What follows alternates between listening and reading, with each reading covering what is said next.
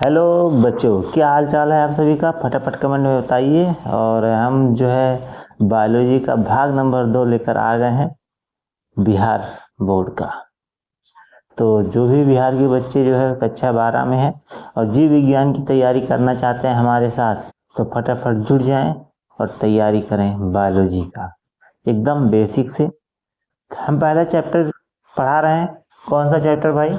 जीवों में जनन। ये जो चैप्टर है ये बिहार बोर्ड के लिए है।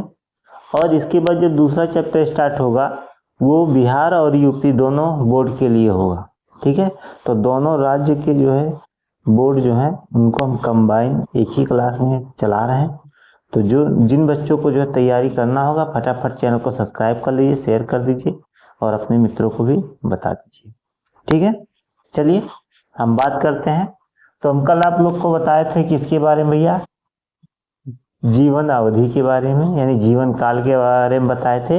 और कुछ जीवों के बारे में बताए थे, कुछ जीव जिनका आयु कितना था इसके बारे में हम एकदम विस्तार से आपको बताए थे। कुछ जंतुओं के बारे में बताए थे और कुछ पौधों के बारे में बताए थे। आज हम समझने वाले हैं किसके बारे में भैया? जनन के बारे में। ठीक है, और इस बैच का नाम जो है बहुत अच्छा नाम रखा गया है, विजेता बैच। ठीक है, 2027 जो एकदम समझ लीजिए बहुत अच्छा नाम रखा गया है इस बैच का। तो अगर आप सब जो है विजेता बनना चाहते हैं बोर्ड परीक्षा का, तो हमारे चैनल को जरूर फॉलो करें, सब्सक्राइब करें और शेयर करें। चलिए आगे बढ़ते हैं। आज हम बात करने वाले किसके बारे में भैया? जनन के बारे में। जनन क्या होता है? अपने समान संतान उत्पन्न करने की क्षमता को जनन कहते हैं। ध्यान से समझिए, अपने समान संतान उत्पन्न करने की क्षमता को जनन कहते हैं। मतलब अगर कोई जीव है वो अपने समान ही संतान को उत्पन्न करने का क्षमता रखता है तो इसी क्रिया को ही क्या कहते हैं? जनन कहते हैं। समझ सकते हैं, जैसे कोई कुत्ता है या कोई कुतिया है तो कुतिया का बच्चा जो होगा क्या होगा? कुतिया ही या कुत्ता ही होगा। गाय का बच्चा गाय ही होगा। भैंस का बच्चा भैंस ही होगा। मतलब अपने समान ही संतान उत्पन्न करने की क्षमता होती है।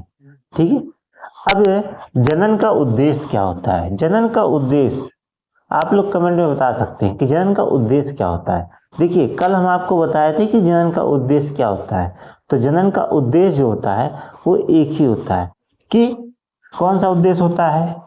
अपने जाति की निरंतरता बनाए रखने का उद्देश्य होता है कि हमारी जो पीढ़ी है वो खत्म ना हो, हमारा वंश खत्म ना हो। अपने वंश को ही आगे बढ़ाने के लिए सभी जीव क्या करते हैं? जनन करते हैं। और जनन जो होता है एक प्रकार का क्या होता है? जैविक क्रिया होता है। जैविक क्रिया का मतलब क्या होता है? कि ये जीवों में होने वाली एक प्रकार की क्रिया है। ठीक है, अब किसी भी निर्जीव में जनन नहीं होता। अगर हम कह दें कि जो चेयर है या जो मेज है इसमें जनन होता है तो भैया उसमें जनन नहीं होता है। ठीक है, समझ में आ रहा है ना?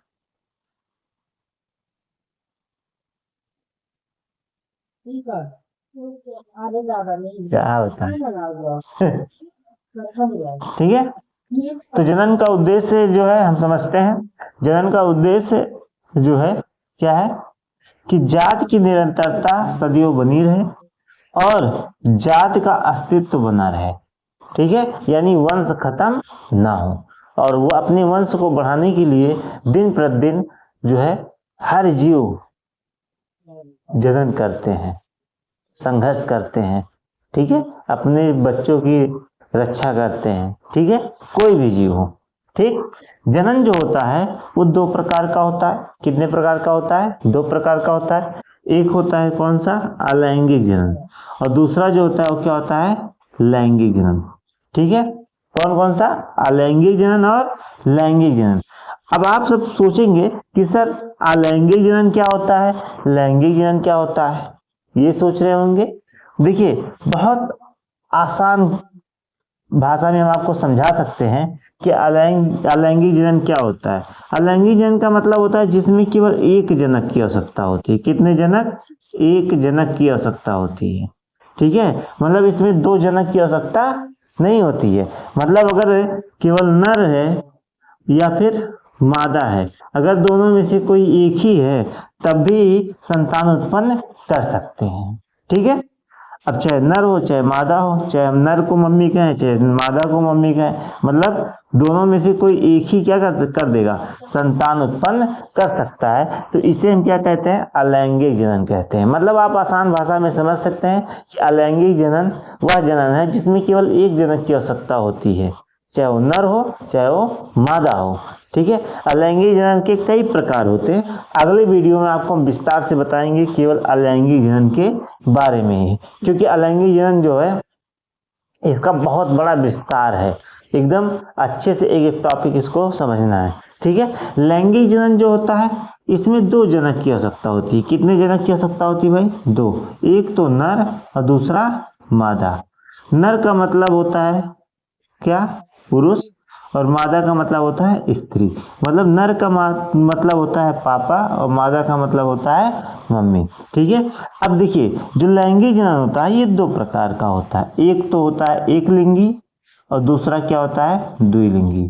ठीक है, द्विलिंगी का मतलब जिसमें नर और मादा एक ही पुष्प में या एक ही जीव के अंदर होते हैं।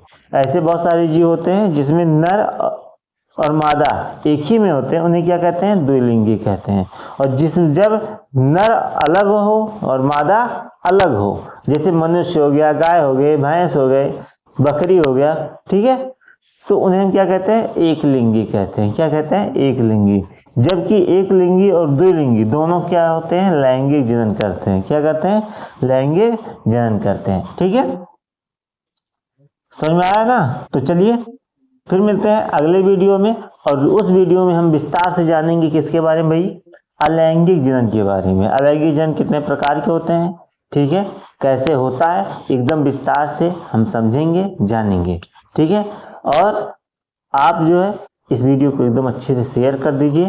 ठीक है, ताकि ये सारी जानकारी जो है और लोगों के पास पहुंच सके जो कक्षा 12 में है, बिहार बोर्ड से हैं, यूपी बोर्ड से हैं, और बायोलॉजी की तैयारी नीट के लिए, नर्स के लिए, बीएससी नर्सिंग के लिए करना चाहते हैं तो हमारे चैनल को जो है फॉलो करें। जय हिंद, जय भारत।